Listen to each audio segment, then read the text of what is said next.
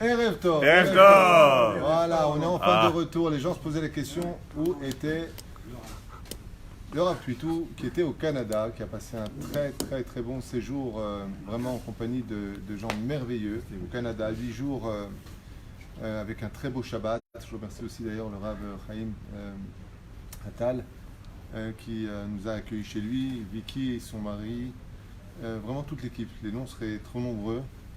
David Lévy, qu'on n'oublie pas, à qui on souhaite un bon mariage. Un très bon séjour, un non-juif qui est venu de très loin, qui a passé 3 jours dans sa voiture pour participer au cours.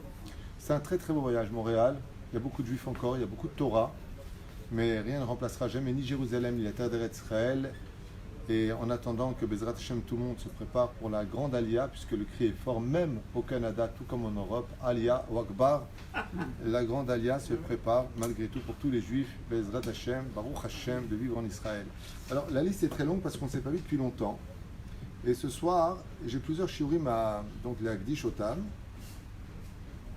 Non, je n'ai pas donné la date, on est le 17, on est lundi soir, exactement, du mois de Tishrei, non, de octobre. Non, septembre, on dit octobre, ouais, déjà que j'ai du mal avec les dates, si tu me rembrouilles en plus. Le 17 septembre, et le traite du mois, peut-être puisqu'on est déjà le soir, tu as raison de le dire, du mois de Tishrei. Juste un instant. Ce soir, le shiur est dédié pour la grande Refoua Shlema de Sarah Bat Sassia et de Mir Ben Mesaouda Ruth. Hashem Shvur Chaim L'Chaim Tovim Ul Shalom Brim Ushlim Mikol Aprinot V'Ruchem B'Geshmut Ad Bilidai. On en profite pour remercier aussi Raphaël Benichou, André Torjman, si je prononce bien, qui a dédié un cours qu'on livrera pour le prochain shiur. Sarah Suliman, Bezrat Hashem L'Chaim Tovim Ul Shalom. J'avance un petit peu. Amir Haddad, Pierre Gage, Ayakar. Une grande refoua shlema pour Rika Bat Kamuna. Je m'excuse pour le temps que je prends, mais Valérie Coste, Jonathan Bar David Ayakar, Sophie Ribivo, Benjamin Ganem, Michal Asaraf, Yael Kling, Eric Mirman, Mim Ran, autant pour moi, Alia Ilouz, Ayala Ilouz, Céline Cohen, Manuela Reggiardi Rodriguez, Céline Cohen, Daniel Billard, qu'on remercie vraiment du fond du cœur pour tout ce qu'il fait, Soutra Benoutagan, Alechem Raphaël El Fassi, Jonathan Malka, Claire Guest, toujours au rendez-vous, Jonathan Bar David Ayakar, je regarde si je n'ai pas oublié qui que ce soit, Christophe Silva. Et on finira avec Sarah Waknin, Madeline Egloff et Daniel Billard. Voilà, on va s'arrêter là pour la liste. Une grande refoua shlema achlama mira pour tous les malades d'Israël. Tovim ou Shalom. Ah ouais, je suis désolé, mais ça prend un peu de temps. Voilà. Grande fois Shlema pour Montimi Akdosha Batora Chaya Bat Miriam, Sarah Taleh Bat Ifrat Miriam, Yafa Johanna Bat Shemesh, David Chaim Ben Noah, Ezekiel Yitzhak Chaim Ben Rivka Esther, Revari Ifrat Bat Arlet Kuika Rivka, Asher Stéphane Ben Moshe Jami, Sarah Gisèle Bat Louis, Zéa Bat Mouchaderi Yosef, Gérard Ben Jouli, Michael Ben Yehuda Ben Eliaou Sayad, Joël Miriam Bat Sarah, Ora Bat Miriam, Zohara Adel Ruth Bat Laetitia Sarah Chaim, Aaron Lev Ben Rivka, Efrat Yehudit Yael Bat Ruth Morgan Perla Rouchale Bat Nelly, Anna Loski, Esther Bat Sarah, Levet Ben Zaken, Dov, Shimon Ben Sion Bar, Redouma Sarah Bat Sassia, Vedna Batrina. Oh, refoua shlema, Baruch Haba Tzadik, Abdou Khamim, Benou Nishmat Mazal Bat Simcha Atia, Jean Rahma Ben Saouda, Félix Ben Esther, Ivka Bat Miriam Partouche, Denis Léon Yehuda Chaim Ben Saouda Khajaj, Nathan David Berdaz, Serge Clémentine Ben. Non. Serge Yehuda Ben Clémentine, Gabriel David Ben Suzanne Mazal, Esther Haya Bat Visa et Jonas Ben Yaakov Fred Ben Bozi. Voilà. C'était un peu long, je suis désolé. Zemayesh. Alors, on parlait de Yom Kippour aujourd'hui. J'ai déjà fait pas mal de cours parce qu'il faut savoir que quand je ne fais pas cours devant la caméra, je fais cours hors caméra. On a fait plusieurs cours à Tel Aviv, grâce à Dieu, à Yerushalayim, Tibanem Vitikonen. Je fais pour faire un clin d'œil à mon épouse, que je remercie pour ses accompagnements.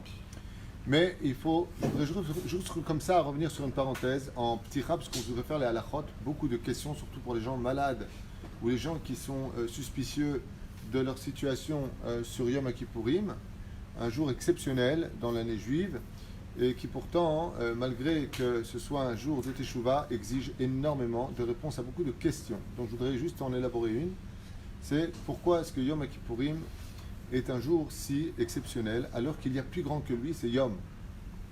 Purim, on n'a pas le temps, merci pour vos réponses nazes. Ouais, mais non, on a étudié 1000 fois, j'ai un moment peut-être... On allait le dire, mais... Ouais, tu allais le dire. Mais oui, Ouais. vous laissez l'honneur. Tu voulais me faire l'honneur, trop fort. Donc voilà, il y a le jour de Purim qui est encore plus grand que Yom Kippour, et j'aimerais vous faire comprendre que le lien qui, en fin de compte, existe entre Kippour et Purim, c'est que la réponse de Kippour, c'est Purim, tout simplement. Alors, Lama Be'etzem, pourquoi, avant de commencer les halachot, nous mettre un petit peu en appétit pour la fête de Purim, de Kippour, qu'est-ce qui se passe? Juste si on peut parler dehors, là-bas au fond, ça m'arrangerait. Toda. Kamos, juste dehors, ça m'arrange. Ma Be'etzem, Corée, quand on arrive à Kippour, un jour où les fautes sont pardonnées.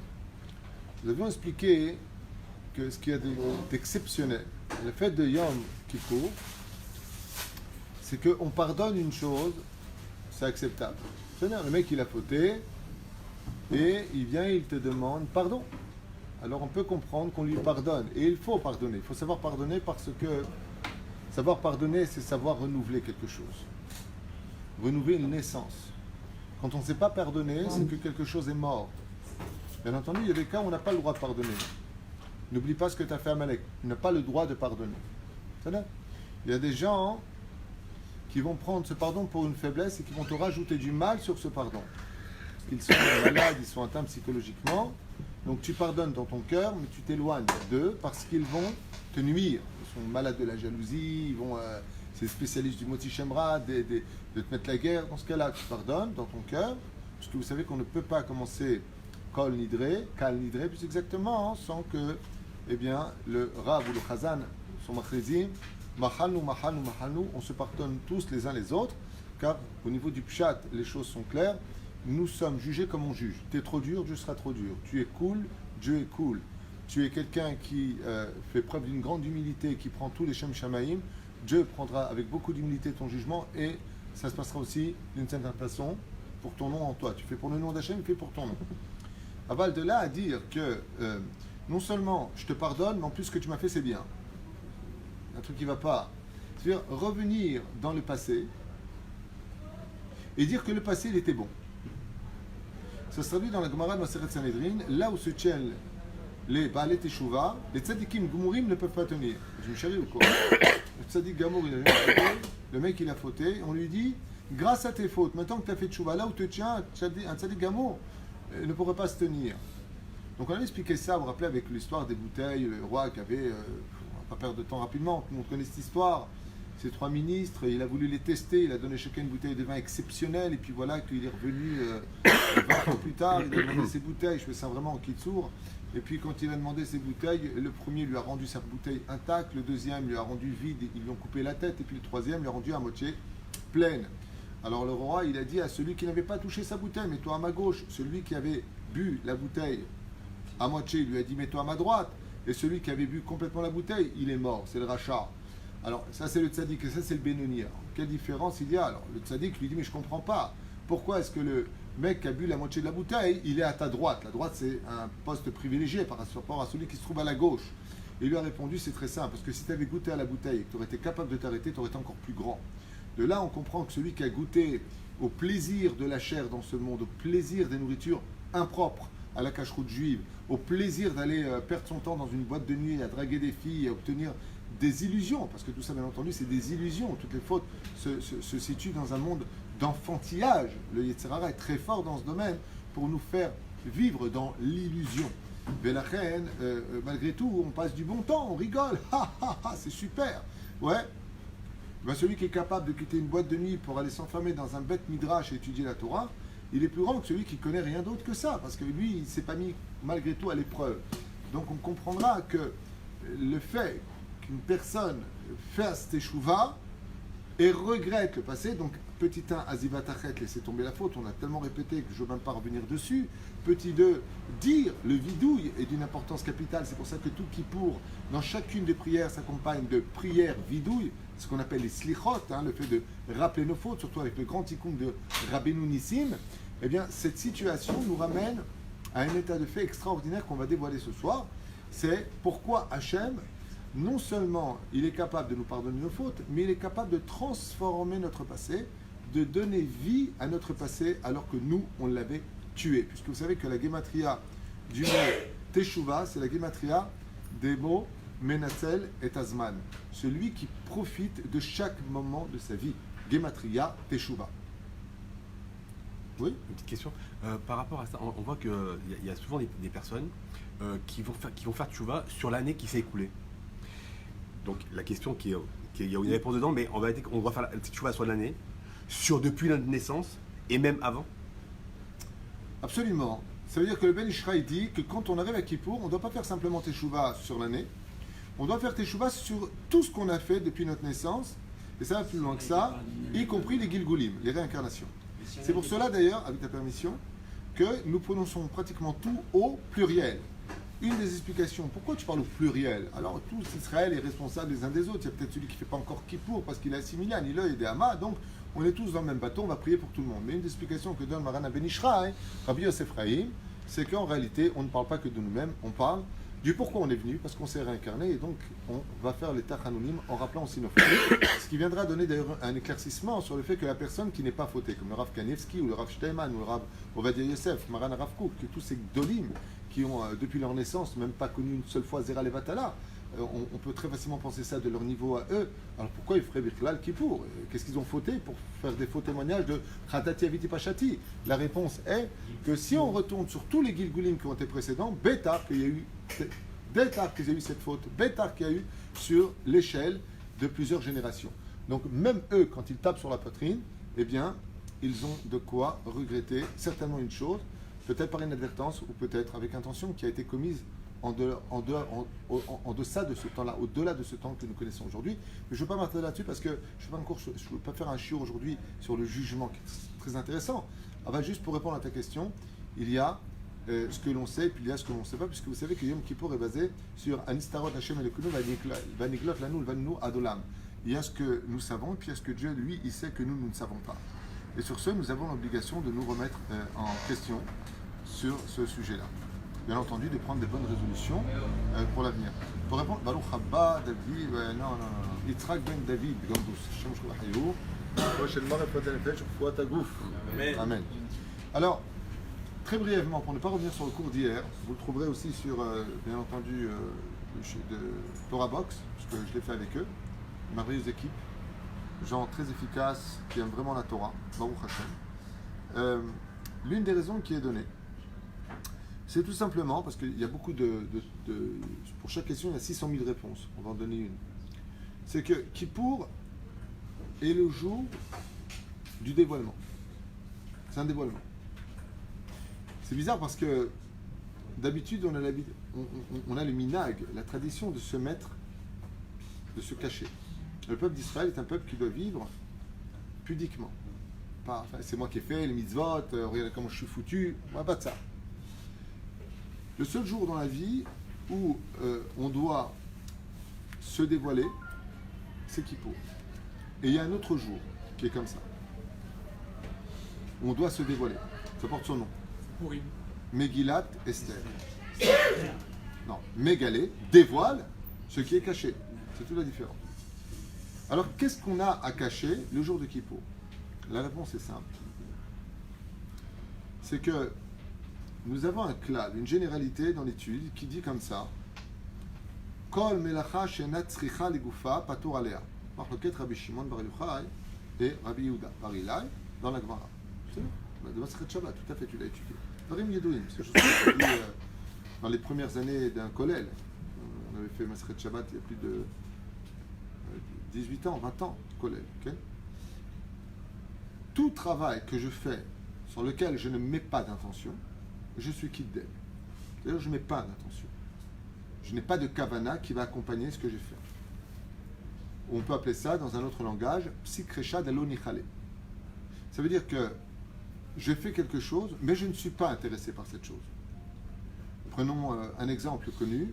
Je traverse un champ d'herbe. Donc un champ, il y a de l'herbe en général, mais je fais exprès de dire un champ où il y a de l'herbe, parce qu'on n'a pas le droit d'arracher de l'herbe pendant le Shabbat. Mais je veux marcher dessus. Est-ce que j'ai le droit ou pas? Réponse, oui. Et pourquoi? Parce que je n'ai rien à faire, moi, que l'herbe, elle s'arrache. Moi, ce que je veux, c'est passer. Donc, je vais faire une mélacha, ou si combien même je sais qu'il y a peu de chances que j'arrache de l'herbe, mais je vais en arracher quand même, eh bien, dans le cas échéant, puisque je ne suis pas intéressé par ce que je vais faire, et je n'ai pas d'intention en cela, je suis quitte d'elle. En d'autres termes, c'est même permis. Donc, la différence est énorme entre celui qui fait quelque chose avec une intention et celui qui fait une chose avec une intention. Par exemple, on marche sur le pied. D'accord? Aïe! Oh, excusez-moi, je n'ai pas fait exprès. Vous avez remarqué ce langage? Excusez-moi, je n'ai pas fait exprès. On a envie de lui dire, bon, heureusement. Ouais. Bien sûr que tu n'as pas fait exprès. La personne dit, non, c'est bon, c'est bon. Non seulement on pardonne, mais on oublie qu'il n'y a jamais rien eu avant. À la limite, presque kol hakavod de t'être excusé d'avoir vu que tu m'avais fait mal. Ça veut dire qu'il y a un lien qui se crée quand on sait qu'il n'y a pas eu d'intention. C'est là qu'est tout le secret de Yom Kippourim. C'est que la différence est énorme. Quand on arrive à Kippour, on recherche un coupable. Et d'ailleurs, c'est le seul qui ne sera pas présent pendant la journée de Kippour. Il quitte tous les univers. Ha-Satan, Gematria 364. Combien de jours dans une année? 365. C'est le seul jour où il n'est pas là. Pourquoi il se bat? Parce qu'on va prouver que c'est lui le coupable. Et donc, s'il y en a un qui doit morfler, eh bien, c'est à lui de morfler et pas à nous. Pourquoi? Parce que nous sommes faits de chair et d'os. Voilà ce que nous allons dire quand vous allez faire la Mida de Yom Kippour. Le Satan est fait de feu, tandis que nous sommes faits de chair et d'os. Donc, nous sommes matière. Il est évident que la matière demande son dû sur terre. La matière aime les plaisirs de la chair, l'alcool, les voyages, les belles choses. Elle est intéressée par la matérialité parce qu'elle vient de Adama, de la terre. Donc tout ce qui vient de la terre intéresse la terre, qui se ressemble, s'assemble.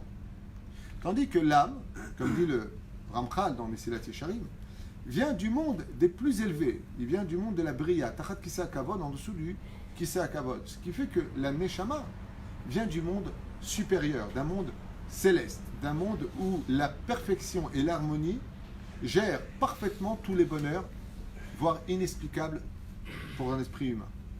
Donc l'âme en elle-même ne peut pas fauter. Et Chelek Elokam Ima, nous avons une âme qui est pure. Le Ramchal dit dans le Shabbat, quoi que tu lui donnes à cette âme, elle n'est pas intéressée par ce monde. Voir les choses les plus attrayantes pour un homme, elle n'est pas intéressée. Comme Rabbi Nachman qui disait, ou Avraham Avinu, de qui il est dit, Avraham Kaved Meod. De quoi il a été considéré comme étant Kaved Meod? Avraham Kaved, ça veut dire lourd, ça lui cassait les pieds, il était milliardaire. Il n'en voulait pas de cette richesse. Il disait, ça me dérange dans ma Avodat Hashem, disait Avraham Avinu. Kaved, regardez ce qu'il dit Rashi, il est venu Ashir, Babakar, Batson, comme le dit la Torah, avec des shpachot, des milliers de serviteurs, de servantes. J'ai pas besoin de tout ça. Moi, m'explique, donne-moi un sidou, laisse-moi prier Hachem, que je puisse.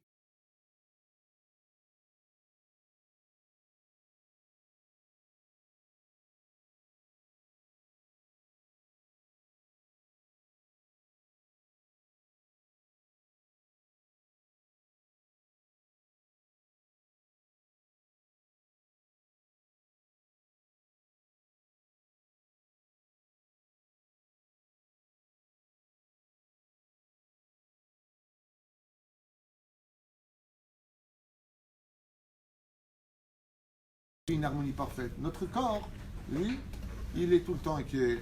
Il veut toujours plus. Il veut manger plus. Il veut dormir plus. Il veut profiter plus. Il veut plus tout le temps, tout le temps. Et quand vient le jour de Yom Kippour, on nous demande de ne plus être humain. On nous demande de devenir spirituel. Tel un ange. Est-ce qu'un ange y boit? Non, tu ne boiras pas non plus. Est-ce qu'un ange il mange? Non plus. Est-ce qu'il porte des chaussures qui soient noires? Non plus. Est-ce qu'il a besoin donc d'avoir de relations? Non plus, toi non plus. Ok. Est-ce qu'il a besoin de soigner son corps? Et il n'a pas de corps. Ça veut dire qu'il passe de l'huile. C'est les 5 interdits de Yom Kippour. Non plus. Ok. Alors il vit dans quoi un ange? Il vit dans la lumière du premier jour. Quand tu vois un ange, il est empreint de la création divine, de l'originalité de la première lumière. C'est pour ça que le Ben Ishra explique dans les trois Ben Ishra première année que le talit représente le Or Haganouz, la lumière du premier jour. Donc quand vient Arvit de Yom Kippourim, on met un talit et on va se comporter pendant 25 heures Gematria Ko comme un ange. Et qu'est-ce que ça veut dire? Eh bien, ça veut dire que maintenant que nous sommes débarrassés, entre guillemets, de ce vilain corps qui nous a poussés à faire des fautes, il ne reste plus que réveiller ce que l'on appelle la notion du subconscient. Alors, je m'explique. Conscient, c'est ce qui touche au corps. Je suis conscient de ce que je fais. Subconscient, c'est l'âme. C'est ça? Ce qui fait que quand j'arrive à Kippour, vous avez compris le processus, il est génial.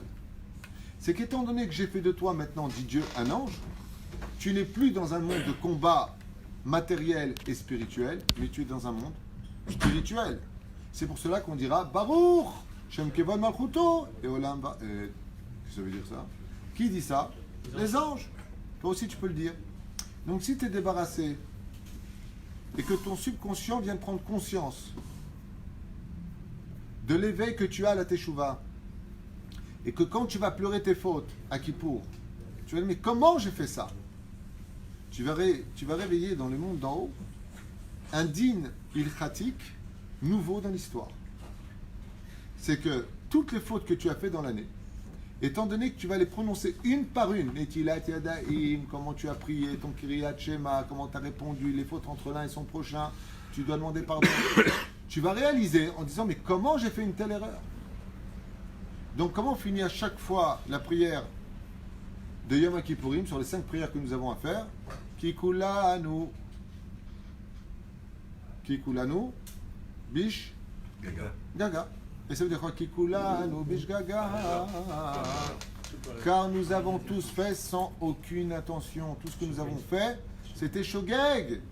Mais comment tu peux le dire? Si maintenant à Kippour je te disais de le faire, tu le ferais? Non. Donc c'est une preuve que quand tu l'as fait, tu n'étais pas toi. Alors la question c'est que si quand tu l'as fait pendant l'année, ce n'était pas toi, alors c'était qui? Ben, le coupable, le Yetzer Hara, il se barre. Là il n'est pas là. Ce qui fait qu'à Yom Kippour, si ce que j'ai fait, qui était Bishgaga, je reconnais que les fautes du passé étaient faites de façon... Intentionnel. Non. Pas intentionnel, au contraire. Par inadvertance. Par erreur, par non-intention, si vous préférez, eh bien, automatiquement, je suis, à un certain degré, pardonnable. Et les fautes que j'ai faites, à quoi ça ressemble? Oh, ben attention, on marchait sur le pied. Excusez-moi, madame, j'ai pas fait exprès, sans intention.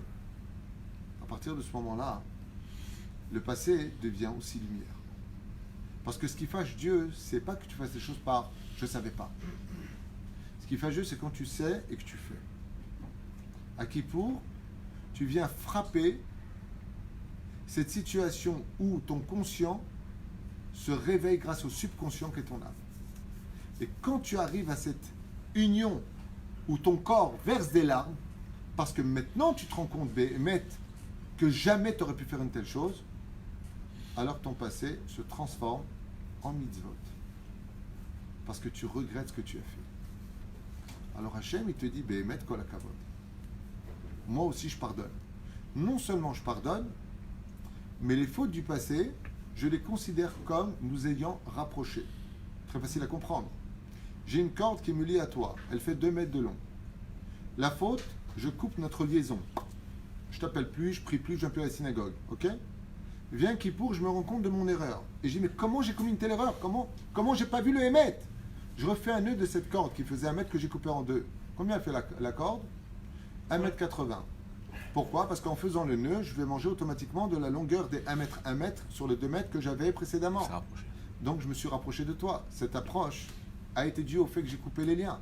Donc à Kippour, quand je suis capable de reconnaître mes erreurs et de dire, ma Hachem, sache une chose, la preuve en est, demande-moi de les faire maintenant, je ne les ferai pas. C'est pour ça que dans les conditions de la tchouva, il faut prendre la résolution de ne plus revenir sur ses fautes.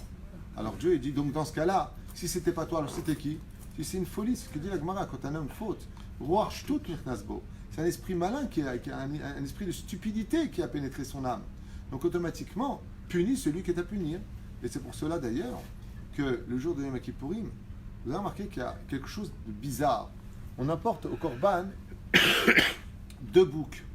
Vous avez remarqué ça? 2 boucs. Heureusement qu'ils y vont sans chaussures, sinon on aurait dit Naral Bouk. Alors 2 boucs, ça a l'air qu'ils sont tirés au sort. Un qui s'appelle Echad Lachem, Aez, et un qui s'appelle Aez la Azazel. Azazel, c'est le nom de 2 démons déchus dans l'origine des mondes, selon certains Parshanim, certains commentateurs. Et quand ils vont les emmener, très bizarrement, qu'est-ce qui est marqué? Eh bien, on va emmener ce bouc. Vous savez que Ez en araméen signifie aussi, comme on dit un Ez en araméen, Shed, Shindalet, démon. Comment tu traduis le mot chèvre en araméen? Shindalet, qui veut dire un démon. De la reine. Trop de téléphone. Dis-moi combien t'as de téléphone? Tu dégaines comme ça à droite, à gauche. Standard. Les esroutes, Solal connaît les esroutes. C'est pour tes notes Cohen. Il y aura les vieux aussi. Ah, plutôt la personne qui recommence sa faute. Alors, c'est un très bon sujet que je voudrais bien expliquer. Tu laisses ta question pour moi.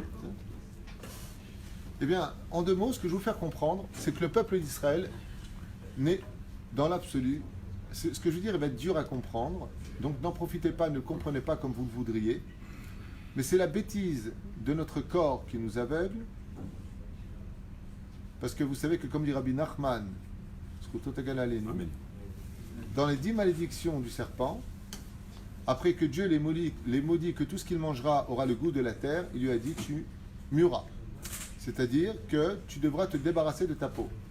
Le serpent, quand il a été maudit de cela, il a mué sur place et sa peau est restée à même le sol. Comme vous pouvez le constater dans sa nuage géographique, quand les serpents muent tous les 7 ans, ils souffrent énormément, à un tel point que les Mekoubalim nous disent que, même pas que les Mekoubalim, la Gemara nous dit que le son est tellement violent de la souffrance des serpents quand ils muent, qu'ils s'entendent d'un bout de l'univers jusqu'à l'autre bout de l'univers, mais nous on ne l'entend pas. Tellement le son remplit l'atmosphère à la vitesse du son, on ne le sent pas. Dieu, qu'est-ce qu'il a fait? Il a pris cette peau de serpent, il a façonné le corps humain. C'est-à-dire que Rabbi Nachman dit que tous les corps humains que nous avons sont à l'origine de la peau du serpent. Chose qui est dure à comprendre. C'est pour ça que Rabban Shimon ben Gamiel nous dit dans la 17e Mishnah du premier chapitre de Masechet Avot, toute ma vie durant, j'ai vécu parmi les sages et je n'ai rien trouvé de mieux que le silence de mon corps. C'est quoi le silence de mon corps? Il se taisait? Non. On sait très bien que celui qui est Baïchan ne peut pas apprendre. Celui qui est trop timide, qui ne pose pas de questions, il ne peut pas apprendre. Alors c'est pas qu'il s'est tu. Rabban Shimon ben Gamiel ne se taisait pas. Il posait des questions pour apprendre. Alors qu'est-ce que ça veut dire quoi? Il s'est tu. Il a fait taire les envies de son corps. Il a fait taire toutes les ta'avot que son corps désirait, trop manger, trop boire, trop dormir, trop sortir, trop. Il les a fait taire. Je n'ai rien trouvé de mieux que de faire taire mon corps. Donc c'est son âme qui est apparue. Et c'est ce qu'on fait le jour de Yom Kippourim, où nous sommes capables de dévoiler le vrai nous, que nous n'avons pas été capables de dévoiler. Je me souviens qu'une fois, il y a une dispute qui avait éclaté, et la personne avait, à mon humble avis, exagéré dans sa façon de diriger la discussion, et puis elle était presque devenue, cette personne, méconnaissable. Et je me souviens qu'au lieu de dire des mots qui auraient pu être blessants ou la remettre à sa place, je lui ai dit, c'est bizarre, c'est pas toi qui parles. Tel que moi je te connais toi, c'est pas toi. Et la personne a éclaté en larmes et m'a dit, vous avez raison, je ne sais pas ce que j'ai. Ça veut dire quoi?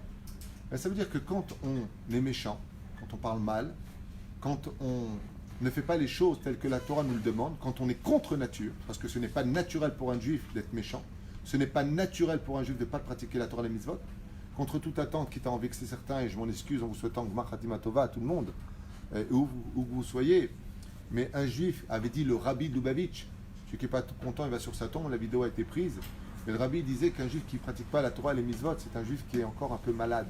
Ça veut dire qu'il a une maladie en lui qui le bloque, parce que si c'était lui, il courrait vers la Torah et les mitzvot. Comme la Gemara raconte plein d'histoires dans ce domaine. Belachem, Bisiata Lishmaya, Le jour de Yom Kippourim, c'est le jour qui vient dévoiler la vraie identité du personnage que tu es vraiment. Alors, comment ça se passe vis-à-vis du temps et du présent? Regardez ce que nous dit la Torah. Où est-ce qu'on voit la première allusion à Yom Kippour dans la Torah? Question pour un champion. Vous êtes nombreux, vous pourrez répondre. Où voyons-nous une allusion sur Yom Kippourim dans la Torah? On est dans le livre de Bereshit. Comme ça, vous ne cherchez pas trop dans Shemot, Vaikra ou ailleurs. On est dans Bereshit. Allusion à Yom Kippourim. Après le déluge, Non. En Bereshit, Oui. l'allusion à Yom Kippourim. Oui. elle est belle. Dieu il a fait une faute, il a regretté. Dans quel jeu? Ah, la première faute que Ben, c'est il a parce fait. qu'il a été jugé. Bon, La on n'a première pas, faute, on n'a pas le temps. Ouais. Ça s'est passé le jour où Sarah a renvoyé Ishmaël et sa mère. Et là-bas, qu'est-ce qui est marqué? Ishmaël part avec sa mère dans le désert. Elle, Agar, fille de Pharaon convertie au judaïsme, épouse d'Abraham, comme le dit la Gemara, elle l'a épousé pour avoir un enfant de lui, préfère se débarrasser de son fils pour ne pas le voir mourir de la pire des morts, c'est mourir de soif, se réjouissent bizarrement, selon Rachid, de la mort d'Ishmaël. Seulement Dieu intervient et il pose une question bizarre qui nous a rendu énormément service. Si Rachid dit que les anges ont pleuré, c'est que Ishmaël, écoutez bien, s'est mis à pleurer. Et qu'est-ce qu'a fait ce personnage, qui était Ishmaël, fils de Hagar et de Avram, et non pas d'Avraham, selon la naissance? Non, il a fait de la hitbo des doutes. Il a parlé à Dieu. Il a demandé à Dieu de l'aider. Et il s'est mis à pleurer. Et il a fait teshuva. Pourquoi est-ce que Sarah renvoie Ishmaël? À la Torah de nous expliquer. Parce que Sarah avait vu que Ishmaël pratiquait de l'avodah zara et qu'il mettait en danger la vie de Yitzhak. Il prenait un arc et il jouait à lui tirer dessus. Quand il s'est retrouvé dans le désert, et pourquoi Dafka le désert? Parce que le désert, il n'y a pas de plaisir. Le corps dans la maladie, quand est-ce qu'un homme, en général très orgueilleux, se brise? Quand il est malade, quand il devient dépendant, quand il se rend compte qu'il n'était rien. Il demande pardon à tout le monde. Je parle des gens normaux, hein, avec pervers, crevé, pourri, il crèvera pourri, mais je parle des gens normaux. Le mec qui est souffrant, qui est sur le point d'agoniser, il ne peut plus boire, il ne peut plus manger, il ne peut plus bouger. Il est dans la situation de Kippour qui l'oblige à vivre cette souffrance. D'un coup, il regarde les gens quand ils rentrent, il leur demande pardon. Pourquoi tu ne l'as pas fait avant? J'avais trop de corps, maintenant je te vois mieux. C'était pas moi qui parlais, c'était la clipa de mon corps. Ainsi, qu'est-ce que fait Ishmaël? Il dit, Dieu, Mechila, j'ai été bête, j'ai été ingrat. J'ai oublié que je ne suis que le fils de la servante, et je me suis pris pour l'héritier. J'ai pris El-Kabir, la fête d'Yitzhak, qui est montée sur le Misbéach. C'est marqué dans la Torah. Et Yitzhak. Et j'ai volé son identité en disant c'est Ishmaël. Gedeb. Gedeb numéro 1, celui-là. Ouais. Il demande pardon. Vous n'allez pas me croire. Non pas Rachid de Saint-Denis, mais Rachid de Troyes, ça se trouve entre 2 et 4, en France. Rachid, c'est en Champagne. Ouais. Vient nous dire à propos du verset de la Torah qui dit, Dieu il dit, qu'est-ce qu'est maintenant Ishmaël maintenant? Mais comment c'est marqué? Ba'asheru Sham. Décidément. Ba'asher ou Sham. Qu'est-ce qu'il est là-bas? Le mot Sham, ça s'écrit comment en hébreu? Shin Mem. Vous savez c'est quoi ces deux lettres? Shin Mem. Shina Ma'uto. Il a changé son identité. En réalité, Ma'ut en hébreu, Teudat Zeut. Ma'ut, c'est ce que je suis. Shina, Shinouy, Rosh Hashanah. Il a changé son identité. Ça veut dire qu'il s'est rendu compte, Ishmaël, il a une reconnaissance en disant, dans le désert, alors qu'il crevait de soif, il s'est rendu compte que Béhémet, il avait mal agi. Mince, mais qu'est-ce qu'on a fait? Je n'étais plus moi-même. À ce qui paraît, je ne sais pas ce que ça vaut à vos oreilles, moi ça ne vaut pas grand-chose, mais pour certains ça vaudra peut-être quelque chose. Quand l'euphorie de la cruauté des SS, de l'Allemagne, de l'Europe, de l'enthousiasme mondial d'exterminer des Juifs dans le monde entier, c'est fini. parce que la guerre venait de se finir, la Russie avait mis une tannée à l'Allemagne, les Américains avaient débarqué en Normandie et dans d'autres territoires d'Europe, eh bien, il y a eu une espèce de retombée où des Allemands se seraient même suicidés, se seraient rendus volontairement. Pourquoi? Parce qu'ils ont réalisé les atrocités commises. Comme si que, quelque part, une partie d'eux les avait quittés. Comme si ils avaient été possédés par une espèce de gourou démoniaque qui était Hitler et toute son équipe pourrie de Sarasmodit, il marchait mauvais échro. Ouais. Il y a eu comme une espèce de retombée. Mais comment on a pu faire une chose pareille? Comment l'Allemagne a essayé par tous les moyens de rembourser, ce qui n'est pas remboursable, c'est sûr. Comment jusqu'à aujourd'hui, pardon, même si ça grandit aujourd'hui encore en Europe. Ça veut dire qu'il y a un éveil. Eh bien, Yom Kippour, c'est l'éveil de comment tu as pu faire ça. Parce que le seul moment où on vient habillé de blanc, on ne mange plus, on n'a plus de chaussures, et on subit la même chose, c'est le jour de la mort. Et quand on meurt, sachez-le, on pleure tellement que quand on voit les anges noirs qu'on a créés, on dit à Dieu, mais moi j'ai pas pu faire ça. Hachem, comment j'aurais pu faire ça? On accuse qui, dit la Gemara dans Masechet Shabbat? Le corps. Et le corps, il dit, mais moi j'aurais rien pu faire sans toi, l'âme. Alors Dieu réintroduit l'âme dans le corps. Mais il y a un combat qui se passe entre le corps et l'âme. Et Yom Kippourim, c'est le jour où enfin on dévoile la vraie identité du peuple Israël, c'est-à-dire, vous avez bien entendu maintenant, l'âme d'Israël. Et l'âme d'Israël, elle est Chelek Elokam Imal. C'est une âme pure, qui ne peut pas faire de mal, qui ne peut pas fauter. Un juif qui fait du mal à un autre juif, c'est un juif qui n'a pas été lui-même. Un juif qui arnaque au téléphone, c'est un juif qui n'est pas lui-même. Et la preuve en est. Pour acheter sa conscience, il va, créer une yeshiva, créer... Qu'est-ce que tu fais? Tu achètes ta conscience. En réalité, tu ne peux rien acheter. Tu n'es pas toi. La preuve en est, dès qu'ils s'en sortent, s'ils peuvent s'en sortir financièrement, ils arrêtent tout de suite. Parce qu'ils savent qu'il y a un truc qui ne va pas. C'est pas eux. Alors, si tu étais hors de toi quand tu as frappé ta femme ou insulté ta belle-mère ou je ne sais pas qui, alors qui était là-bas? Et vous le entendrez dans toutes les phrases. Excuse-moi, je ne sais pas ce qui m'a pris. J'étais hors de moi. Alors la question c'est, si tu étais hors de toi, qui était dedans? Qui a parlé à ce moment-là? Eh bien c'est l'Yetzera. Et lui on va lui donner sa part à Azazel. Ze'amaout shel yom anifla yom Kippourim. Le Harizal nous dit, comme vous l'avez bien compris, ainsi que les Chachamim, que la réponse à Yom Kippour se finit quand? Non pas à Hoshana Rabbah, qui est un jour merveilleux dont on parlera si Dieu veut, puisque je demanderai à Biachar Cohen Ayakar, qui est venu d'Ouman, de nous enregistrer aussi les cours dans les Sukkot qu'on a le mérite de vivre, pour que tout le monde puisse participer à nos shiurim. On essaiera d'étudier aussi le Rabbi Lubavitch, le Halachot, Mashev Shalasot, Bezrat Hashem. J'ai un nouveau livre sur lui, en fait de Sukkot. Aval quoi qu'il advienne, eh bien, la vraie réponse à Kippour, c'est Purim. Qui est Purim? Comme Purim. C'est extraordinaire parce que on dévoile notre entité le jour de Yom Kippour, Kippourim, et on cache notre identité le jour de Purim. Par exemple, j'avais raconté cette histoire pendant le cours à Torah Box. On avait pris une salle il y a quelques années et ma mère était sur son fauteuil roulant, que Dieu lui donne une bonne santé. Esther Batmoucha, je vais le prier pour elle. Et mon frère est arrivé habillé en grand nounours blanc comme ça, il s'est mis à danser, tu te rappelles de ça? Alors ma mère a trouvé ça sympa au début, elle voyait un mec qui dansait ha ha ha.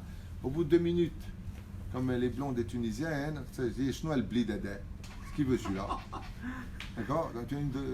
Et mon frère, arrêtait de danser. Et il redansait. À un moment, mon frère il arrête de danser, il enlève ce masque, cette espèce de gros visage qu'il avait de nounours sur la tête, et il dévoile son identité. Et ma mère se met à sourire en disant Samy, elle est tellement contente de venir de Jérusalem pour voir sa mère que ça lui fait un grand effet de surprise. Il dit c'est exactement la même chose. Quand tu arrives entre Kippour et Purim, c'est que quand le Créateur du monde, il en voit que tu enlèves ton masque, c'est-à-dire ton corps, et que tu viens habillé comme un ange, que tu te comportes comme un ange habillé de blanc, qui vient comme la tradition le demande, eh bien, il dit « Oh, mon fils, toi, je t'aime. » Alors, c'était qui le gros nounours? Il dit « Blid, celui-là, alors. Arrête de danser comme ça. Ça fait 10 minutes, tu arrêtes pas de faire... » Au début, c'était marrant. Maintenant, c'est pas marrant. Ainsi dit Akadosh Baruch Hu. Quand tu viens avec ton corps et tu fais ha ha ha, le bleed, à faire des avérotes, d'un coup, qu'est-ce que tu fais à Kippour? Tu enlèves le masque. Et là, c'est bas les masques. Et c'est quoi bas les masques? C'est maintenant, je vois qui tu es, mon fils. Im kevanim, im kavanim. Et quand il voit son fils, viens, je t'embrasse. Même si tu gardes le corps de ce déguisement, maintenant que j'ai vu ta tête, j'ai vu qui tu étais, j'ai vu que tu es sincère, je connais ton âme, je connais ton corps. Alors, Baruch Hashem, je te reconnais, je t'aime, avec tes défauts et tes qualités. C'est ce qu'il dit à Kadosh Baruch Hu le jour de Yom Kippour. C'est vraiment dévoiler l'entité que nous sommes, tandis qu'à Kippour, on vient se moquer de ce qui nous a caché notre identité. C'est pour ça qu'on met des masques, c'est pour ça qu'on se déguise. Mais la différence, c'est que nous sommes entre Kippour après la faute, tandis qu'avant, à Pourri, nous sommes avant la faute, selon les explications de nos Chachamim.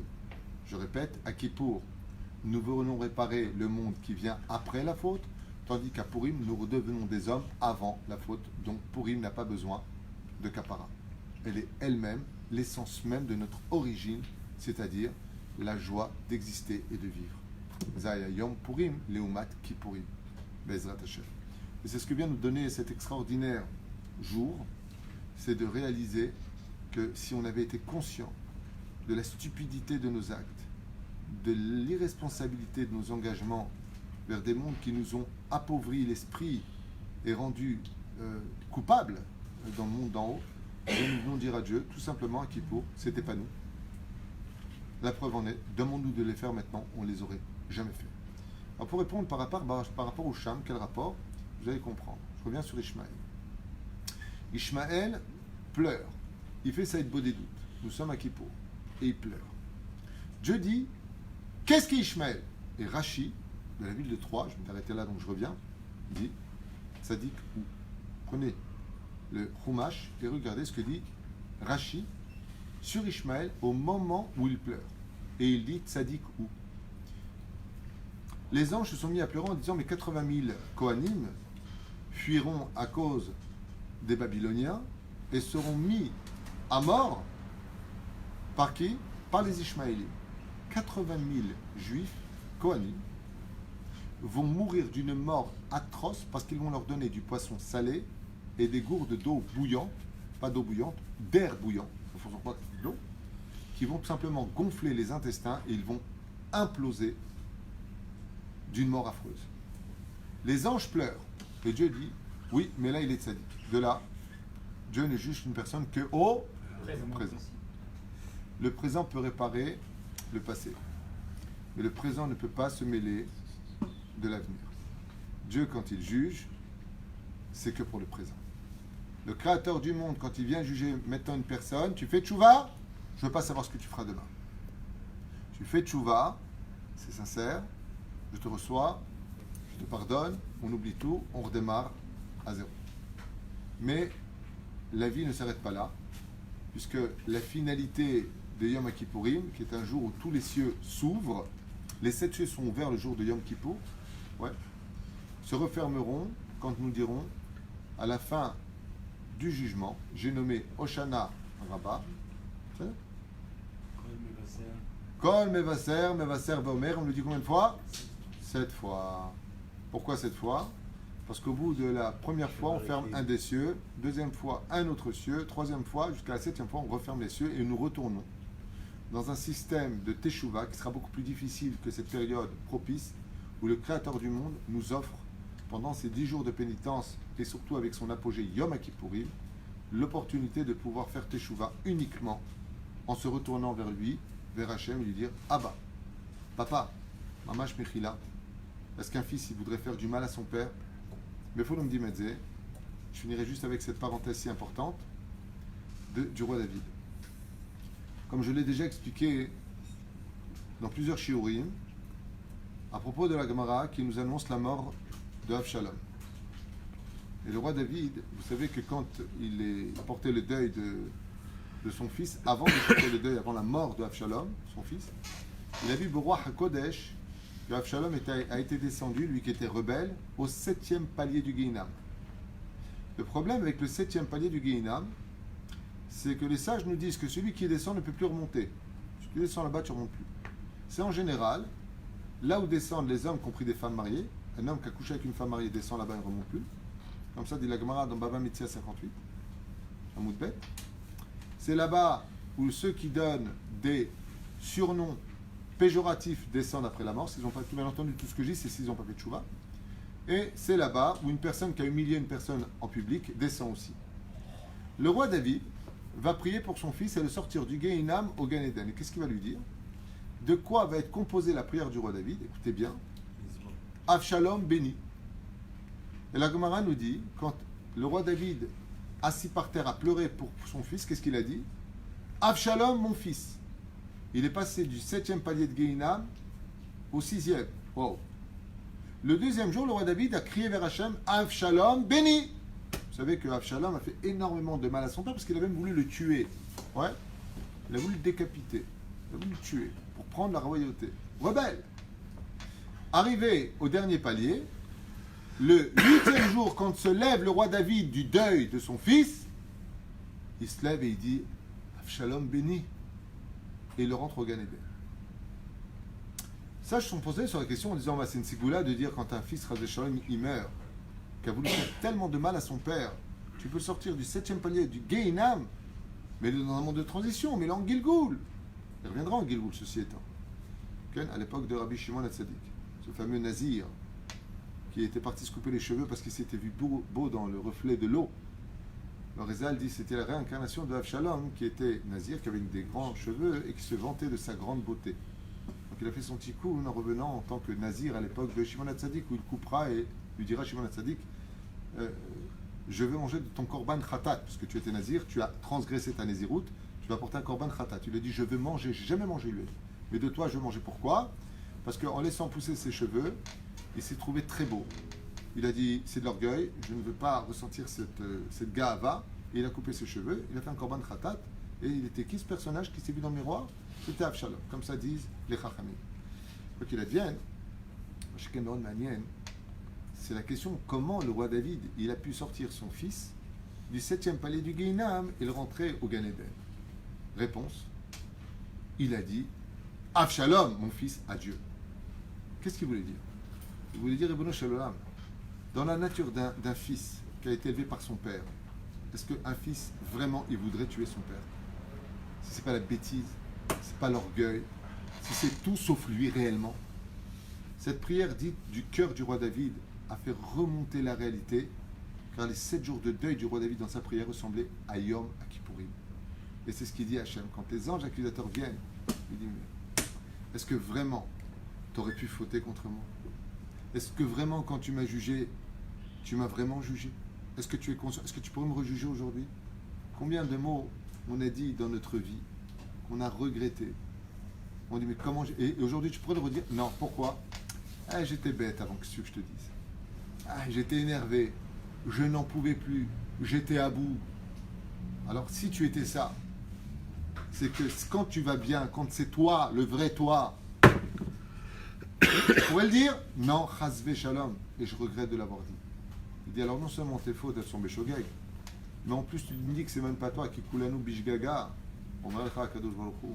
Ta teshuva non seulement elle est valable, mais elle est capable de transformer ton passé en diamant. Et la reine Bezrat Hashem, tu es digne d'un bel avenir. Zéa matana eilaït shel yom Kippourim. Il y a deux questions. Deux questions.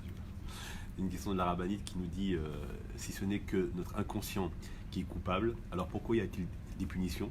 Puisque ce n'est pas notre faute. Mais c'est une très bonne question que pose ma femme. Dans ce cas-là, pourquoi on la punit? Ce n'est pas une punition, c'est de l'éducation. C'est de l'éducation et c'est une très bonne réflexion. Dieu n'a pas créé l'homme pour lui faire du mal. Dieu il a créé l'homme pour qu'il atteigne un but pour lequel il a été créé, c'est-à-dire ne pas manger le pain de la honte. C'est ça? Je vais juste vous donner un exemple, si vous me le permettez. La meilleure façon de comprendre Dieu, c'est d'avoir un fils à élever ou une fille à élever. Est-ce qu'un père, en général, normal, aime ses enfants? Ça vous est jamais arrivé de leur donner une tannée? Ça vous est jamais arrivé de leur dire va dans ta chambre? Ça vous est jamais arrivé de lui dire tu sais quoi, tu sors pas aujourd'hui? Jamais. Vous êtes tellement parfait. Il est évident que si j'avais mis une caméra chez vous, on aurait vu des choses choquantes. Je vais te tuer, je vais t'éclater, je vais te bouffer. Ouais. Et même un père qui disait à son fils, arrête ou je te bois l'œil. Il était traumatisé, le gosse, il avait 4 ans, il se voyait avec une paille et son père lui suçait l'œil comme ça. Mais quand le père, il a dit ça à ses enfants, c'était pour le tuer, lui faire du mal, ou c'était pour l'éduquer qu'il soit quelqu'un de bien, quelqu'un d'équilibré, quelqu'un de raisonnable. Ainsi, le Créateur du monde, quand on fait des fautes, pour répondre à la question qui a été posée, Dieu ne nous punit pas. Mais quand quelqu'un dit tout le temps « et moi, je suis, et j'ai besoin de rien », alors Dieu lui fait comprendre qu'un microbe peut le mettre par terre. Il se retrouve comme un pauvre miskin dans un hôpital, mis KO, non pas par Mike Tyson, mais par un petit microbe invisible à l'œil nu, pour lui faire comprendre qu'il n'est rien, pas parce que Dieu ne l'aime pas. Parce que Dieu veut lui faire comprendre des réalités qu'il a oubliées. Paracha de la semaine, toujours avant Yom Kippour. Paracha de Ha'azinu. Et qu'est-ce qu'on lit là-bas? Vaishman Yeshurun Vaivat. Quand je te donne tout, t'arrêtes pas de me dire va te faire cuire un œuf, tu me donnes des coups de pied, dit Hachem. T'as pas compris? Alors qu'est-ce que fait Hachem? Il fait le yo-yo. Quand il te remet sur les rails, ouais, alors il te met en yo-yo. Puis à part ça, j'aimerais vous poser des questions. Un jour, un homme devait beaucoup d'argent. Beaucoup d'argent. La mafia est venue le voir. Et il lui a dit, ou tu rembourses, ou de la somme double, et on te tue. Qu'est-ce qu'a fait son meilleur ami qui était à côté? Il dit, mais paye-les. Il dit, non, j'ai pas envie de les payer. Il lui prend l'argent de force et il paye la mafia avec. C'est exactement ce que fait Hachem. La mafia, c'est les démons créés par nos fautes. Elles viennent exiger notre dû. Le Créateur du monde est notre ami, notre protecteur. C'est un père, c'est un Dieu, c'est un roi. Alors, on ne comprend pas. Eux, ils viennent. Et nous, on est démunis. Dieu nous prend notre argent, il nous prend nos vies, il nous prend la santé, les shlambaïd, prends d'éducation. Dieu dit, paye, donne-lui, paye-le. Pourquoi? Ça peut doubler, ça peut tripler, ça peut quadrupler. Alors, on a l'impression que notre ami, il dit, mais qu'est-ce que tu fais? Qu'est-ce que tu prends mon portefeuille? Qu'est-ce que tu touches, toi? Pourquoi tu me touches ma vie? Il dit, parce que tu n'as pas compris qu'avec la mafia, on ne joue pas. C'est ta voiture qui va exploser, ils vont t'éclater. Les démons, si tu les voyais, tu meurs. Donc le Créateur du monde, des fois, il t'éduque et des fois, il te fait payer tes dettes. Et qui paye ses dettes? S'enrichit, vous avez tout compris. Mais il n'y a pas de mal chez Hachem. Il y a juste que des fois, on paye, et mieux vaut payer, comme tu m'as raconté tout à l'heure, le mec, il doit 10 000 shekels au gouvernement, il ne les paye pas, ça devient 20 000 shekels, 30 000 shekels. Je connais quelqu'un qui avait 2 000 shekels de PV. Pendant 5 ans, il les a ignorés. Il vient pour sortir du pays. Monsieur, vous ne sortez pas.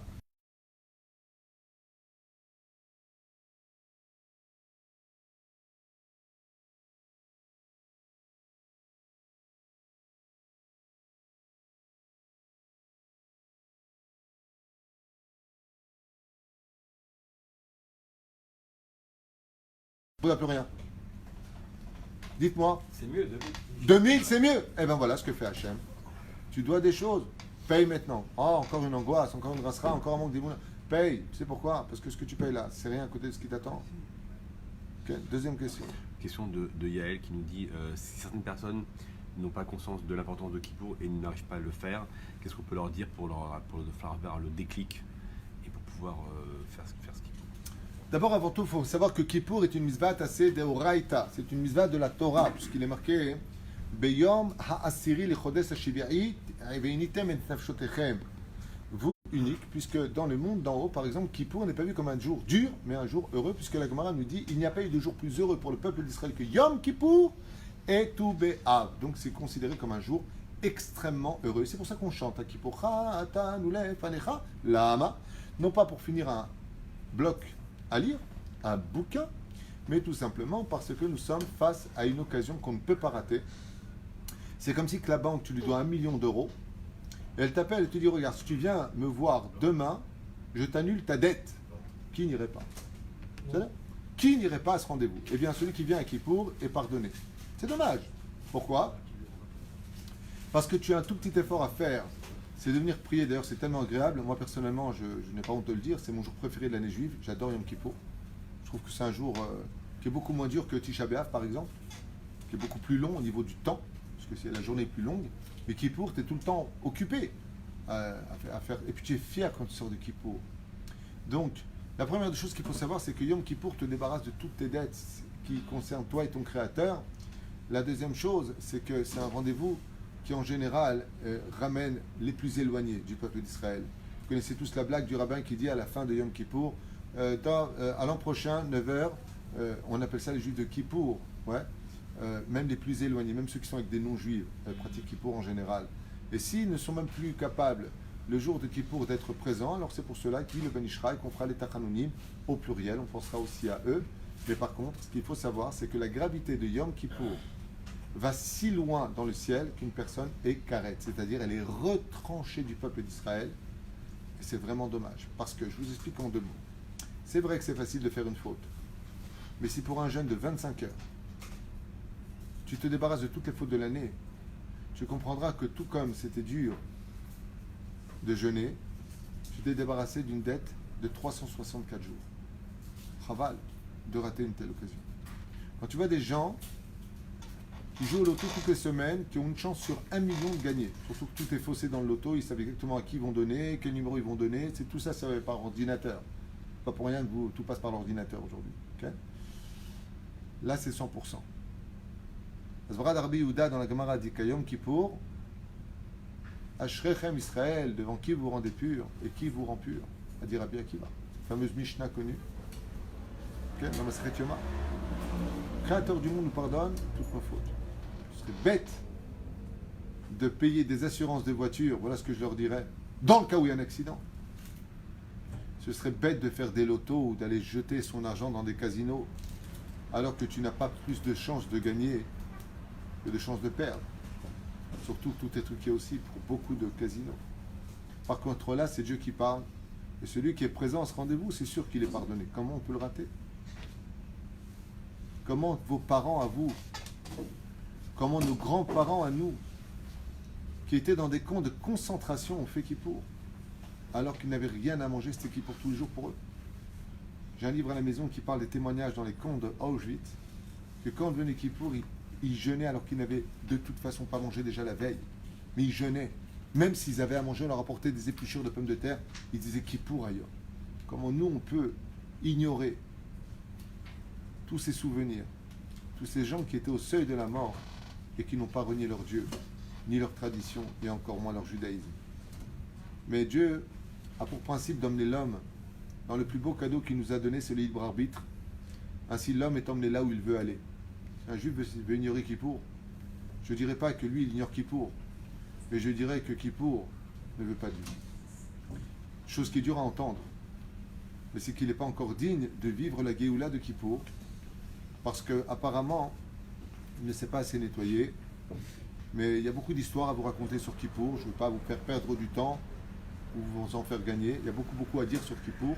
Et il viendra un jour, ou tôt ou tard, comme un roi ne peut pas être saméach heureux à sa table s'il n'a pas tous ses enfants, je reste convaincu qu'un jour viendra où il y aura un éveil, où ces gens qui n'ont pas fait Kippour, oui, deviendront des juifs de Kippour et peut-être des juifs qui reviendront complètement à la Torah. Rabbi Nachman, ainsi que la Chassidoute Lubavitch et toutes les autres Chassidoutes, disent que la meilleure façon de ramener un juif au judaïsme, c'est de croire en lui.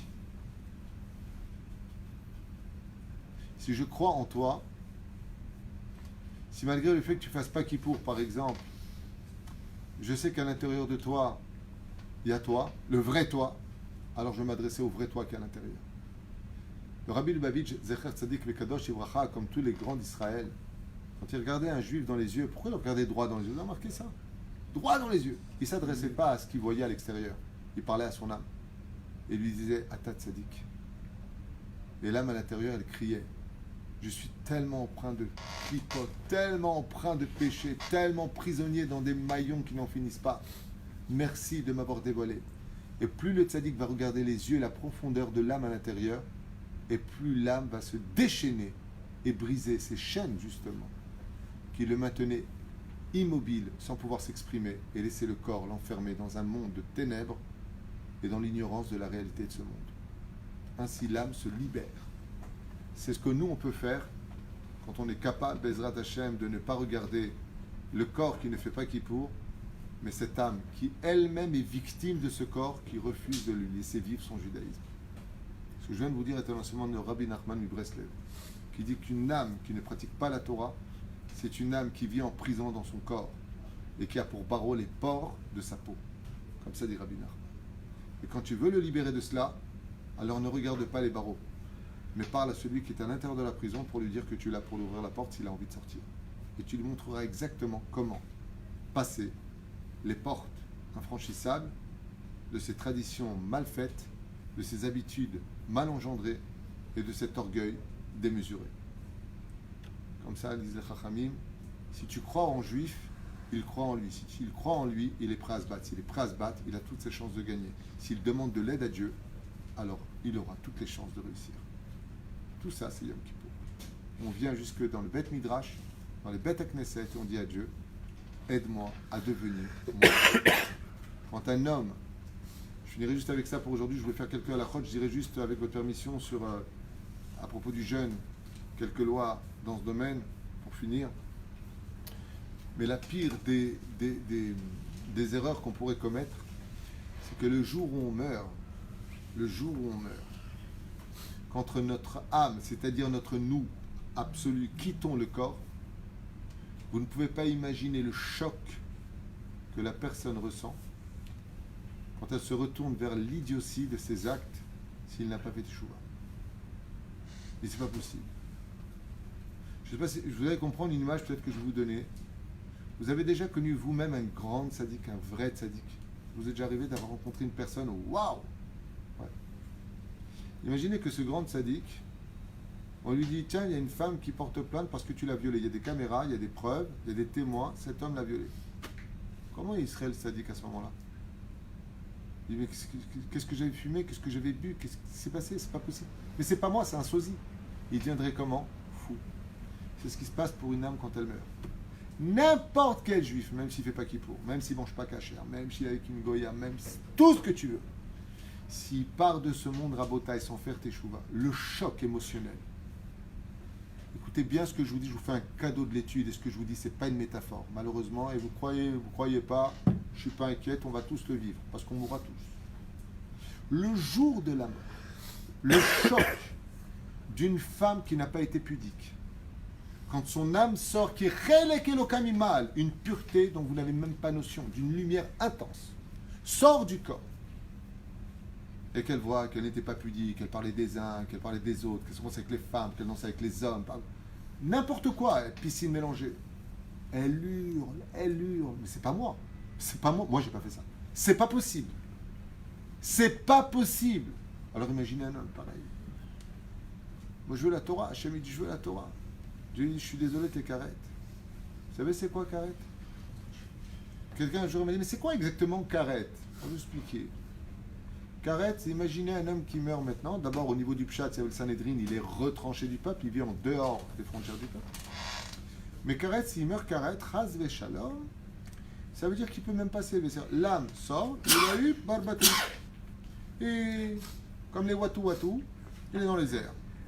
Il vient pour entrer à Marat Marpella. Et on lui dit, non, tu pues. C'est pas une blague, c'est pas péjoratif, c'est un état de fait. Tu sens mauvais. Parce que les avérotes te font sentir, c'est comme si tu as du caca sur toi. Tu sens mauvais, votre âme. Et cette âme est refusée du ciel. C'est-à-dire, le ciel ne veut pas de lui. Le Gehinam ne veut pas de lui. T'arrêtes, tu ne vas pas au Gehinam. Alors tu fais quoi de ta vie? Ça s'appelle une âme qui erre. Les spécialistes de ce genre de science apocalyptique, qu'on appelle les médiums, disent c'est une âme qui n'a pas accepté sa mort. N'importe quoi. C'est vrai à un certain degré pour certaines âmes, pas pour tout le monde. Ce sont des âmes qui errent, et il y en a beaucoup qui errent. Pourquoi? Parce qu'elles n'ont pas où aller. Le ciel ne veut pas d'eux, et la terre ne veut pas d'eux. Ils sont dans un monde, autour de nous, quand vous allez sortir dehors, il y a plein d'âmes, des gens qui sont morts, et ils sont là. Et leur punition d'être carré, vous savez c'est quoi? Elle est terrible. C'est que comme ils ne se sont pas élevés, ils gardent les mêmes envies que quand ils avaient leur corps. Ça veut dire, imaginez le mec, sa vie c'était la cigarette, l'équipe, le croissant et le petit expresso tous les matins. Il a les mêmes envies, seulement il n'a pas de corps pour le vivre. C'est ça être carrette. Carrette veut dire tu es retranché des mondes. Tu sais, quand une femme elle accouche, elle a mal, elle veut vite en finir. Quand une âme elle est carrette, pour que vous compreniez la gravité, elle veut vite en finir. Elle dit à Dieu, mets-moi au Guéhin, mets-moi où tu veux, mais il faut qu'on en finisse. Commence le processus de réparation. Alors, il ne faut pas prendre Yom Kippour à la légère, parce que si tu commets cette erreur-là, eh bien, rappelle-toi peut-être d'une histoire d'un copain, d'une famille, d'un mec qui un jour a pris une voiture sans assurance, et puis qui est rentré dans une voiture, et puis il a tué quelqu'un. Il n'avait pas d'assurance, je rappelle. Tous les frais sont pour qui? Pour lui. Rouler carrette dans ce monde, c'est rouler sans assurance vie si tu meurs. Donc tu n'as pas intérêt de carrette. Bontaï et Rabotaï. Le Créateur du monde ne veut pas qu'on meure pour les mitzvot, il veut qu'on vive pour la Torah. Il veut une Torah de vie. Il y a des cas où les médecins non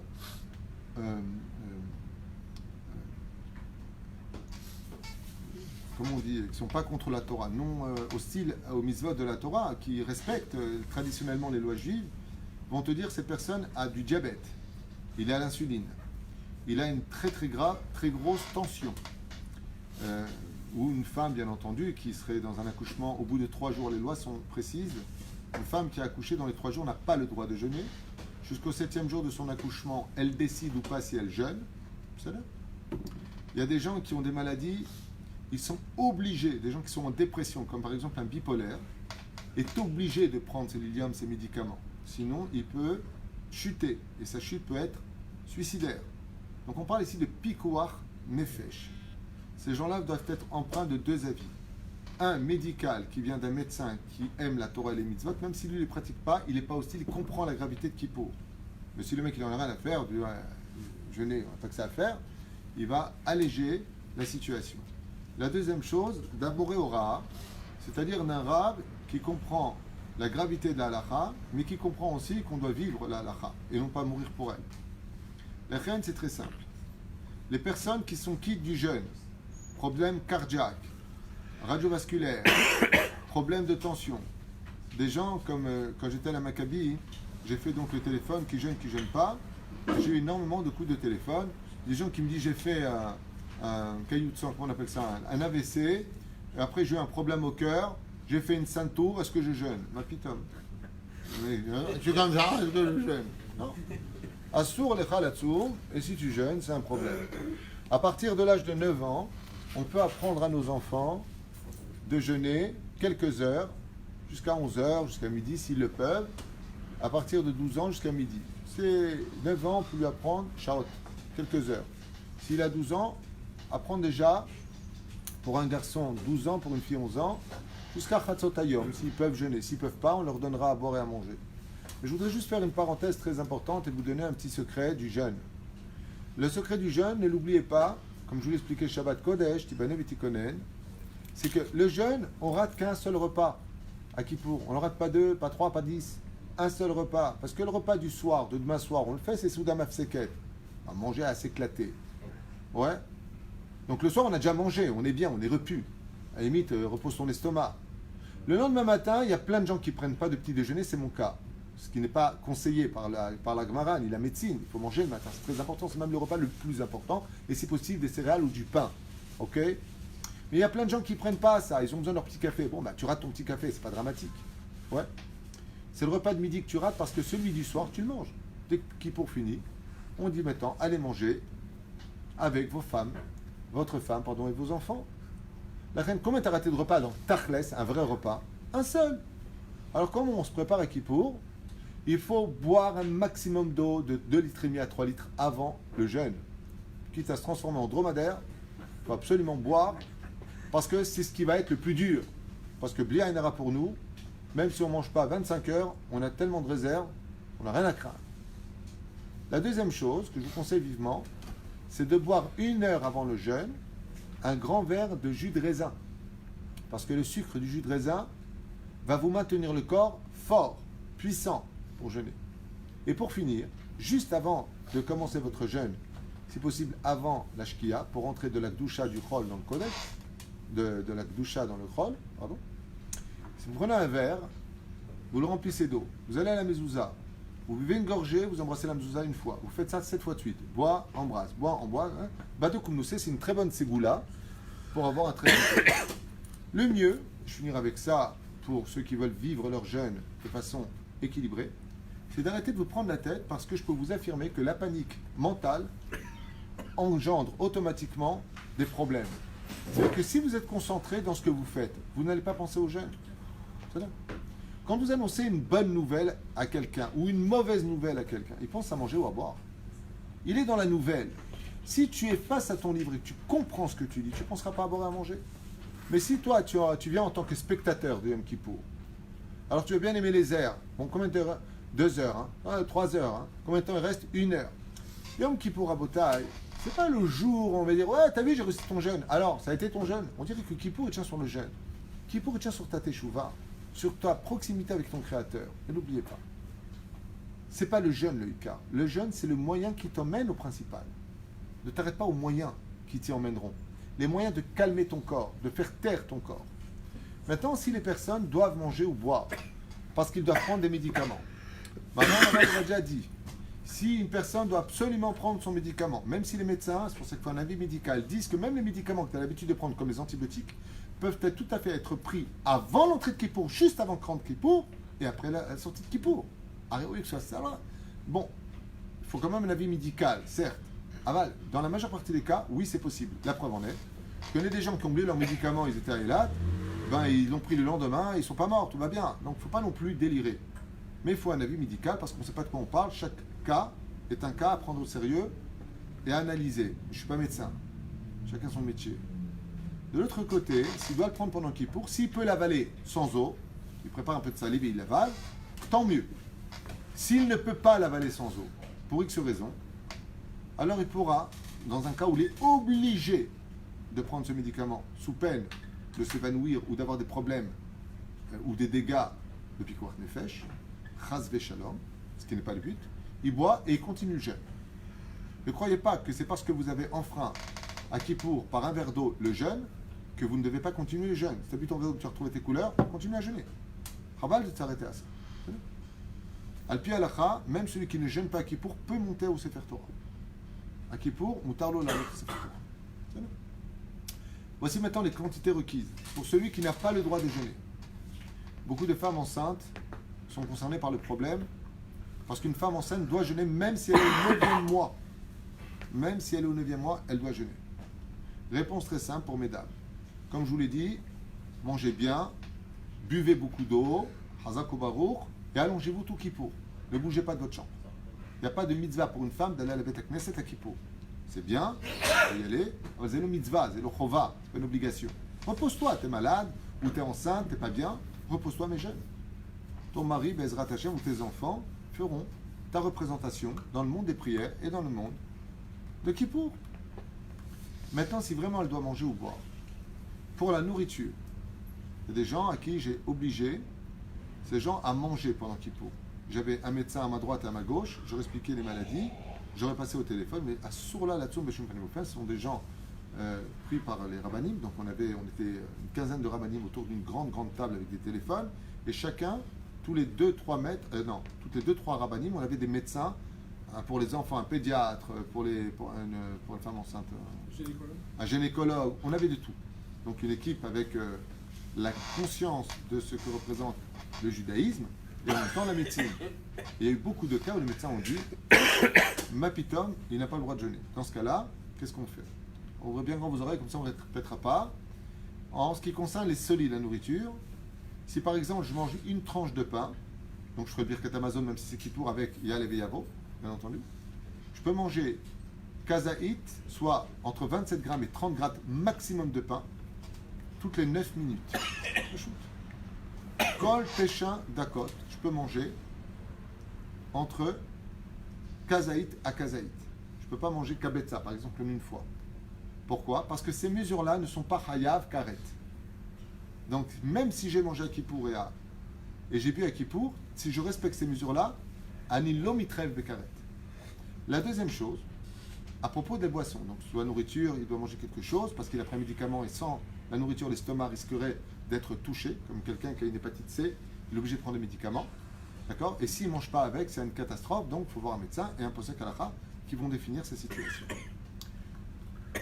S'il doit boire, c'est Arbaim Sissi. 40 mg.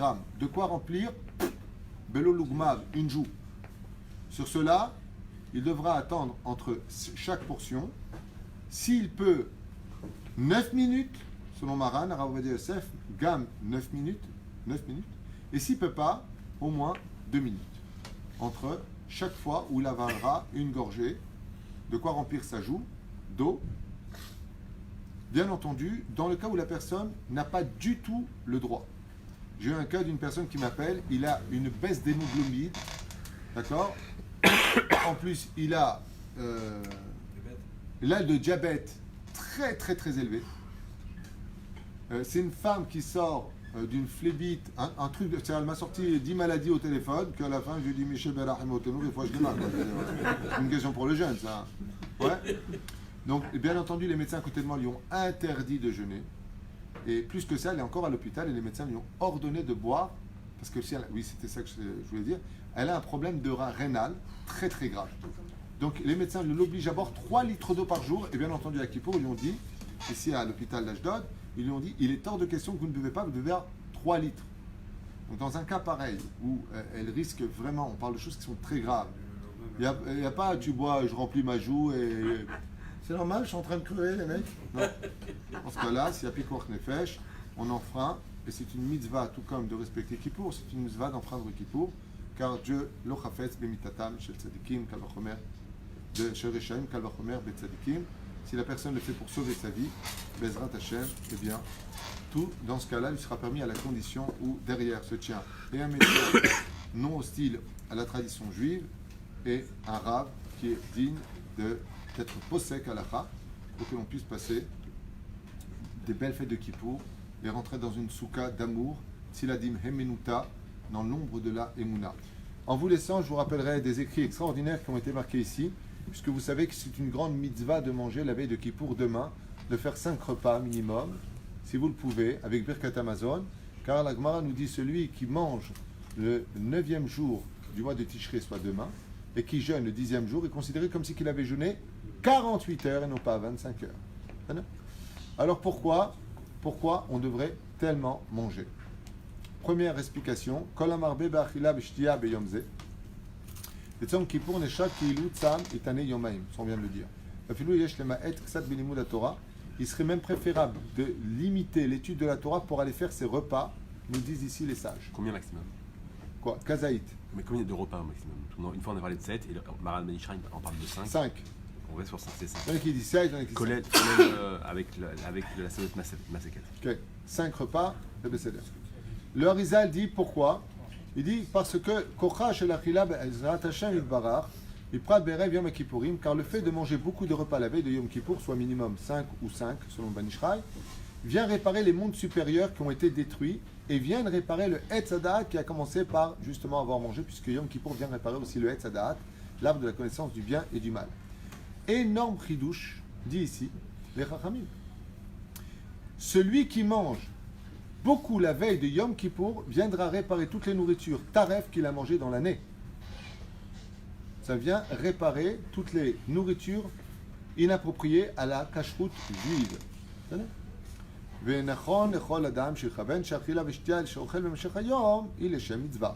Il faudra juste avoir la kavanah de le manger au nom de la mitzvah. Et au moins de fixer une de ces outas là sur le minimum un birkat hamazon. S'il peut en faire 5, ou de l'âme, ce que j'ai oublié de vous dire, c'est qu'une personne qui aurait mangé à Kippour du pain, donc kazaïd de pain, chayav birkat hamazon, il dira ya'aleh ve'yavo dans son birkat hamazon, mais il ne mangera pas. Par exemple, imaginez qu'on est dans une maison de retraite. Et là-bas, tu as des personnes âgées qui n'ont pas le droit de jeûner d'abord de par leur âge et leur incapacité de jeûner.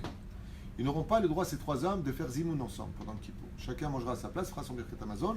On fera pas. Hein? Il dira Migdol. Ken. Il dira Migdol, Vadaï qui dira Migdol, et Dati, Ken. Vadaï. Les Shmoussa, les Zayom Tov. C'est la Chen, il dira Migdol, il fera son birkat hamazon. Vous avez des questions? Parce que je pense qu'on a fait un grand tour de tout, aussi bien au niveau punch pour Yom Kippour.